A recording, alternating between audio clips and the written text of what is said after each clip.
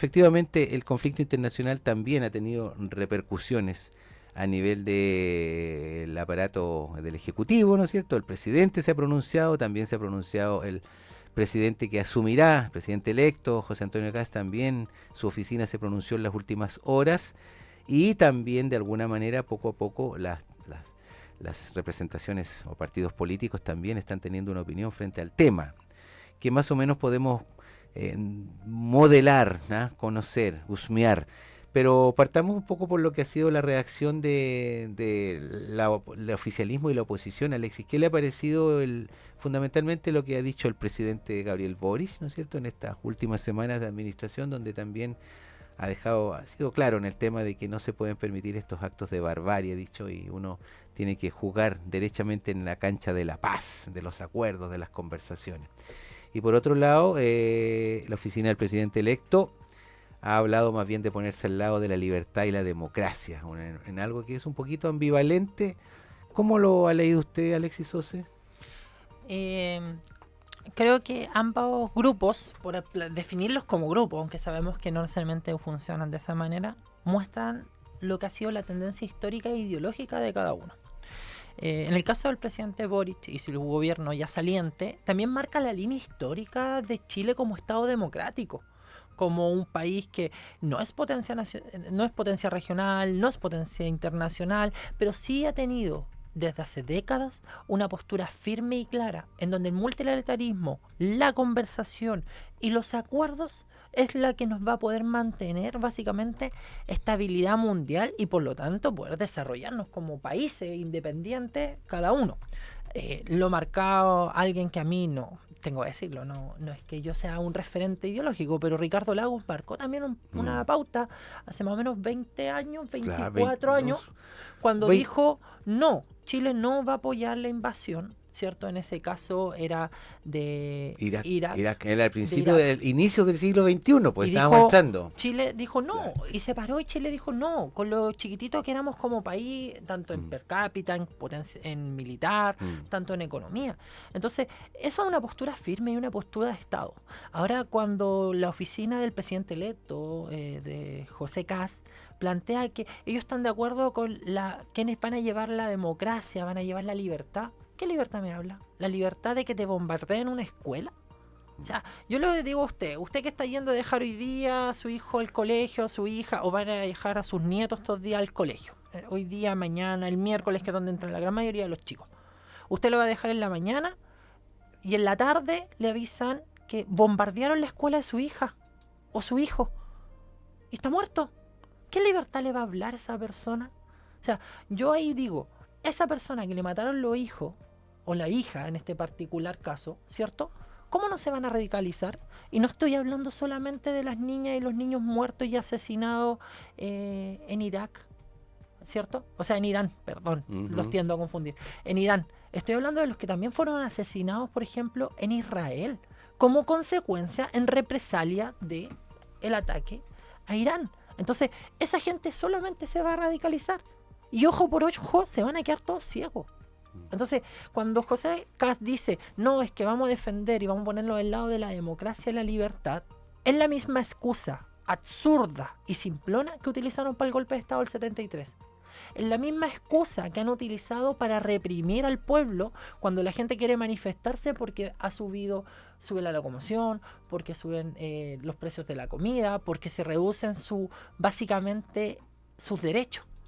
Porque claro, ellos ¿en qué libertad creen? Creen en la libertad de Milei, la libertad que dice, aumentemos la jornada laboral a 12 horas, reduzcámosle los impuestos a los más ricos, que cada uno se salve como pueda, ¿cierto? Y que básicamente no te alcance para vivir si eres clase trabajadora. Esa es la libertad que quieren. No creen en la libertad donde podamos todos vivir en tranquilidad, donde el Estado sea garante de derecho y pueda redistribuir la riqueza.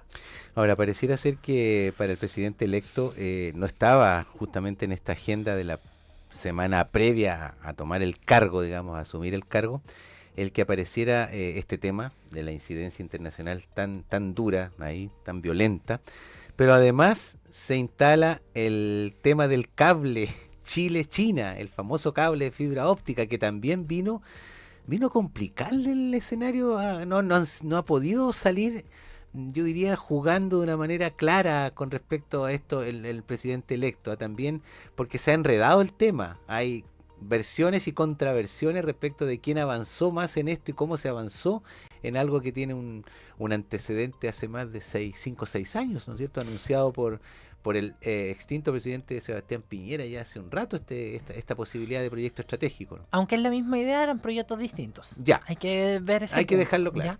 Pero es la misma idea. Y aquí hay que plantearlo. Chile es un país referente internacionalmente en telecomunicaciones. Pero no es la primera vez que tenemos conflicto entre este proceso de las sabanitas cortas. O sea, o te apoya a Estados Unidos o apoya a China. Sabanitas cortas, o sea, está típico que las tirás y te tapan las patitas. No, y es porque lo tuvimos cuando íbamos a instalar el 5G, en donde Estados Unidos le dijo a Chile, no, Huawei no puede ser tu red de cobertura, ¿cierto? Pero Estados Unidos también no lo hizo cuando Chile había... ¿cómo se llama esto? Entregado la licitación para los nuevos pasaportes. La licitación, ¿cierto?, por la base de datos del registro civil. Claro, y los carnet de identidad, claro, a una empresa alemana, Chile, en esa época, y Estados Unidos le dijo a Chile, no, tampoco puede. Siendo que en ese caso, los pasaportes no hubiesen costado la mitad de lo que cuestan ahora. Claro. La mitad. Entonces, para la mayoría de la gente hubiese salido mucho más barato. Bueno, no todos sacan pasaporte, pero carnet de identidad sí sacan y también eran como la mitad de lo que costaba. Entonces, el problema de Chile actualmente es el 40% de todo lo que vendemos se lo vendemos a Chile, a China. Entonces, piense usted, si nosotros cortamos relaciones con China, Chile quiebra. No hay otra forma de verlo. No le tenemos que venderle salmón, no tenemos que venderle cobre, no tenemos que venderle cereza, durazno, litio y casi todo lo que es básicamente nuestros productos no manufacturados, porque vendemos básicamente materias primas en bruto. En cambio, Estados Unidos ya no es nuestro principal comprador, tampoco es nuestro principal vendedor, tampoco es nuestro principal inversor, pero sí nos presiona política y culturalmente a seguir alineándonos con ellos.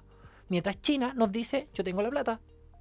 Entonces, aquí José Kast tiene un gran problema, porque ideológicamente él es trumpista. Ni siquiera él está con Trump. Él va a ir a una cumbre de gente de ultraderecha, trumpista, creo que era el domingo 7 de marzo, básicamente una coordinación internacional con ellos. Y es como básicamente, y solamente va a ser el símil, es como que cuando días antes de que Gabriel Boric se hubiese asumido, hace casi 4 años atrás, se hubiese ido a reunir con referentes internacionales de la izquierda a nivel mundial. Yo les aseguro que en ese caso no hubiesen acusado de cualquier cosa a Gabriel Boric, de intervencionismo, de entregar el país, de ir a vender el país. En cambio, cuando José Kast va a giras ideológicas como la que hizo en Europa, donde se reunió con Orbán, básicamente un dictador, ¿cierto?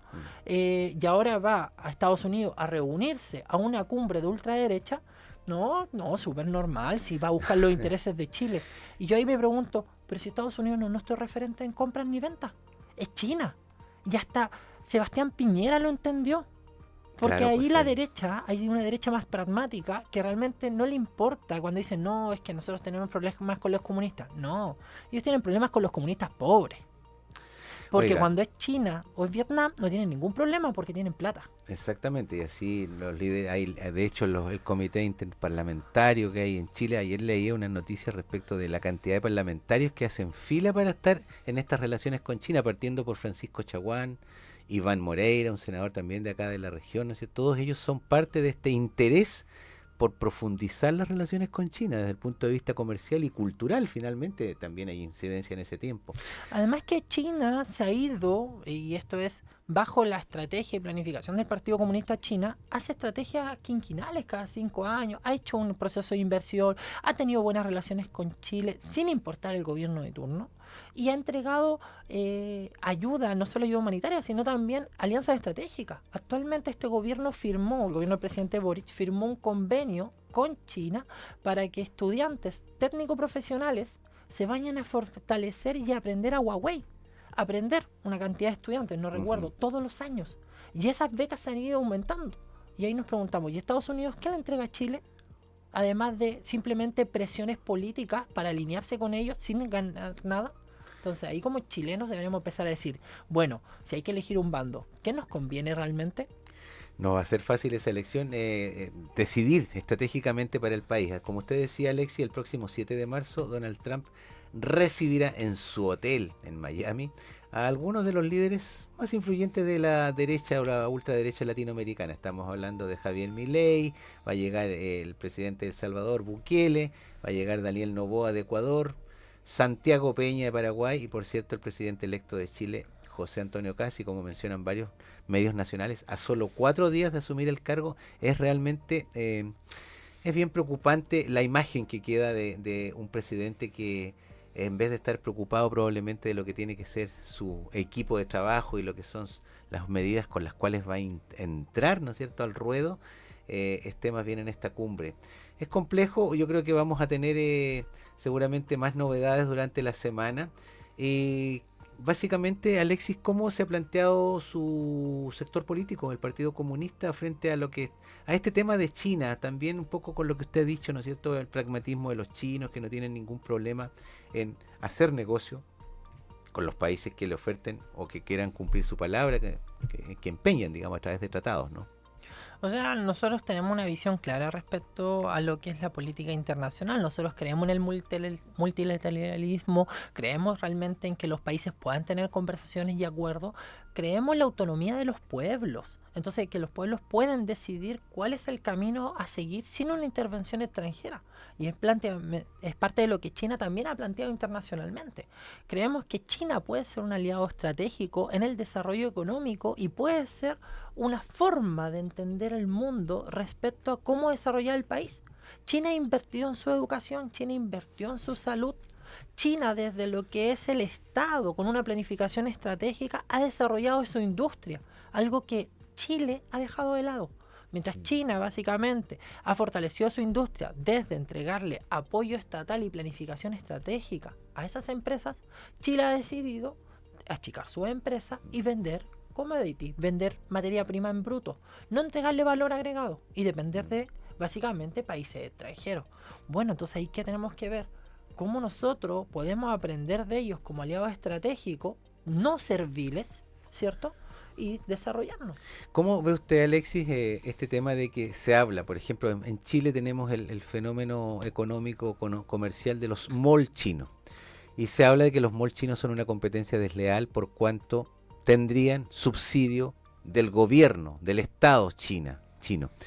¿Usted considera que esa es una medida que efectivamente cabe dentro de lo lógico, lo que se puede hacer cuando estamos hablando de transacciones económicas, de un liberalismo económico que hoy día está instalado en el mundo, digamos, es insoslayable? Yo ahí lamentablemente tengo que decir, tenemos lo que hemos elegido como país, porque Chile ha elegido, los últimos 20, 30 años, ha elegido el libre mercado, y en el libre mercado el Estado no se mete. No. Y por lo tanto no se mete para bien y no se mete para mal. Con suerte tenemos algunas pequeñas reglas que el gobierno que va a asumir además las quiere desmantelar, que es lo que nos da estándares de calidad. Entonces, cuando nosotros dicen, no, es que China subvenciona a su empresa, es que Francia subvenciona alguna de sus empresas estratégicas, es que España subvenciona a sus empresas estratégicas, es porque esos países entienden que tienen que financiar empresas estratégicas para poder potenciarse como países, para poder influir en otros países. Y Chile ha abandonado ese camino. Entonces, muy ligado, por ejemplo, a una entrevista que yo vi en esta misma radio el viernes pasado. Hay gente que se empieza a enojar porque aumenta el transporte público. El pasaje, ¿cierto? El valor de pasaje. Pero cuando a veces nosotros con una postura de ultra izquierda decimos, el Estado debería entrar a competir abiertamente en el transporte y potenciar la red de trenes con una red de trenes públicos, por ejemplo, nos decían que era una postura de ultra izquierda.